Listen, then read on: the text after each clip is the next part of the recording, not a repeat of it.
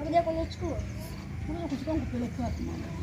Maana ungani mama ananitesa nilimamisha nilikuwa mimi lakini mwenyewe pia si vingine sivijui. Yaani ananitesa ndani. Anakutesa wewe? Hayo kaanza lini mamako? Mbona mwanangu ana tabia nzuri tu sana.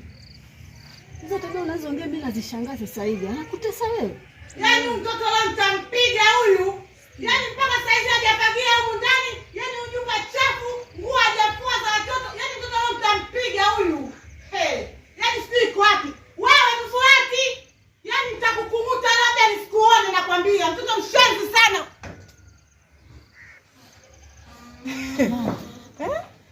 Amna mama. Haya ameanza lini? Mama, mimi nilikuwa naongea na simu huko ndani. Mbona nilikuwa mimi siongei vibaya? Vipi? Umeshakunywa chai? Nusrat, umekunywa chai mwanangu? Hapana. Basi nenda kachukua ile mikate yako ule na chapati pia nimekuwekea mwanangu. Umesikia? Amna mama. Mimi nilikuwa naongea na simu tu hapa.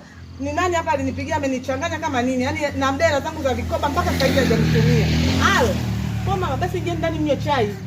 Amna bana mama, ningia ndani mnywe chai bana. Halo. Kama hivyo tena. Ya, wewe kumsikia. Yaani ndio namsikia leo. Ndio mwambia mama.